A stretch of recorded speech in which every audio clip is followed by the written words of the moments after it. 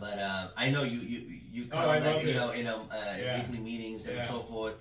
You out there telling people about like opening our eyes. Hey, they're out there. Because the more traditional ways are like, oh, these loans and that's it. If you don't make this, the DTI and that's it. But now if they're owning a business and so forth, it's completely a game changer. Right. So yes, that's an eye opener right there. So there's other products too. Again, maybe for another session, but very limited documentation. No, you don't need bank statements and stuff. Oh, wow. So maybe that's for another segment. But non-QM is a very unique and it's an opportunistic, avenue for a lot of people who don't fit the box of these other three. Yeah, the other three, Real quickly, to finish off the answer though, the question, I said 4.5 products because that half encompasses down payment assistant products. Mm-hmm. So the reason why I don't label that as a whole another product is because down payment products in and of itself doesn't stand alone. Mm-hmm. These down payment assistant programs, popular ones in California are like GSFA, the Golden State Finance Authority. Right. They have several products like the Platinum and Open Doors. Cal HFA, I think that was presented a week ago or so. Whether the program, the state, or that program will basically pay a down payment on the borrower's behalf. A portion of it, not all of it. Okay. In some cases, even cover some of their closing costs. Mm-hmm. But those programs work in conjunction with an agency Fannie Mae product or the FHA. So it's not a standalone product. Okay. That's why I say 4.5. Right. Yeah. So now, what is this myth about? Oh, sometimes people come up to me and they say, hey, I know, is it true that 0 down and get approved? Yeah, so that's a great question. That was true a few years ago. Okay. The programs now over time, they've made some changes. Mm-hmm. They've made more limits on how much you can actually obtain as a down payment assistance. And so in theory, I'm going to say this, and perhaps a loan officer out there might correct me wrong, but in theory, you can't purchase a home anymore with no money now. Oh. Yeah, because of the limits now. Okay. So they cap it, whereas in the past they didn't, or it was more lenient. Okay.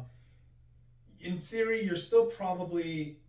I think the best case was like I helped someone purchase a home with like $4,000. That's down payment, closing costs, everything. Wow. They had to bring $4,000. Wow.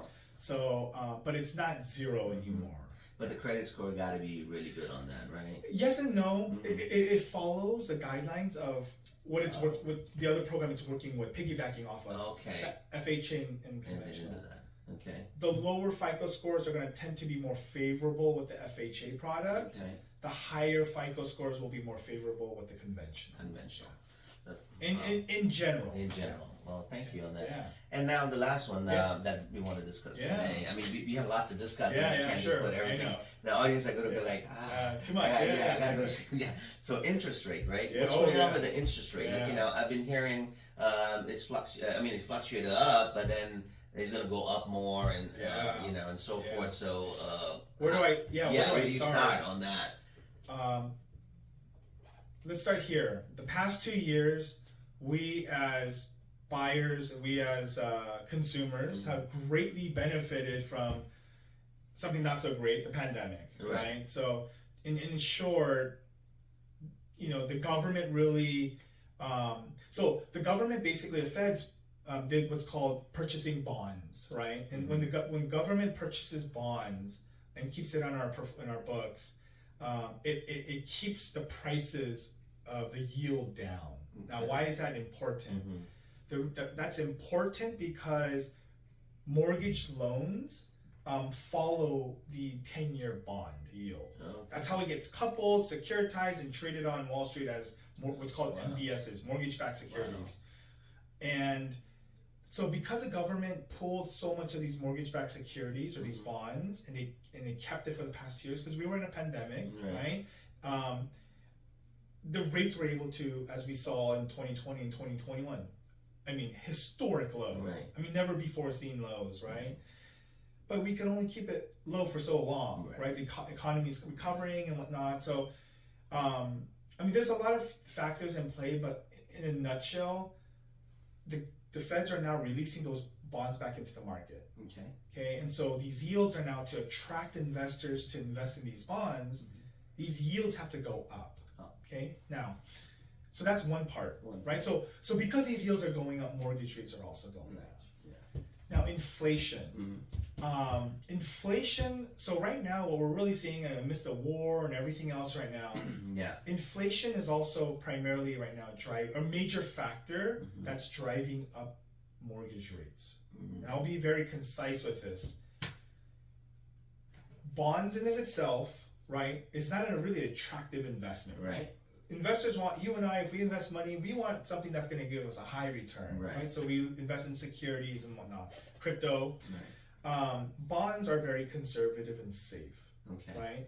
So knowing that when an investor invests in these bonds, right, which then can keep rates low, but so they invest in bonds, you know, because it's safe and you know they're going to be guaranteed a return, albeit small, it's a return. However, when an investor knows that inflation is going up, meaning that tomorrow's dollar is going to be valued less and less, and they have invested in a bond which is very conservative, do you think they're going to want to invest in that bond? No, right? Because their investment in the future is going to be even less, knowing that inflation in the future is higher. So what's going on right now is bonds are not being invested in. That yield keeps growing and growing. And it's growing because it has to attract, but it's not, because inflation keeps going up. And so because bond yields are going up, mortgage rates are going up. Now, that's one major component to it. And you know, obviously the Fed saying that they're going to raise their rates, which, by the way, I won't get into it too much, but the Fed raising the Fed rate doesn't necessarily mean that mortgage rates go up. There's no direct correlation. It's more with the bond. But anyways, you know, I guess I'll end it with this and say most experts in our industry thought rates were going to be in the mid-4s by the end of the year, November, December. We've already surpassed it in its March. Wow. So, but to say that it's going to go higher or come back and retreat, we don't really know. There's different outcomes, and that's how I'll present it. I think for the consumer, I think your mindset should be one, just to expect that rates will slowly, still incrementally rise. But in the bigger picture of things, and if I had a graph, I would love to show it, maybe you can add it or something, rates are still historically low. You have to keep in mind that, you know, pre-market crash, rates were in the 6s, right? And before that, it was in the 8s and 11s and so on. And so, yeah, we hit historic lows last 2 years, but we're still closer to the historic lows right now. Okay, and then really, and then there is that hope and that faith that this administration will get things right. Combat inflation. Inflation goes back down. Maybe investors will stop investing in bonds again, and we'll see mortgage rates retreat again. That's the hope, right? So, and I really think that will be. You know, I really think that's so. I hope so. Yeah. So, well, we covered a lot. Yeah. I mean, you know, and thank you for explaining the way you explained. Sorry, I know I could get a little bit. No, I love that. I love that, and I'm pretty sure the audience, you know, understand. People who does not know what loans are, this and that. Now they'll be like, oh, okay, wow. So you know, this channel is all about giving the information and so forth. So there you go, guys. Part 1 from Ryker and Rogner Real Estate. So if you have any questions and so forth, I'm gonna go ahead and in the description, I'm gonna put Rogner's email, phone number, where you can reach him at and so forth for your loan purpose, or if you have any questions and so forth. And so is mine if you're looking to purchase a house or list a house. So there you go, guys, and thank you, and we'll see you guys soon. Okay, take care.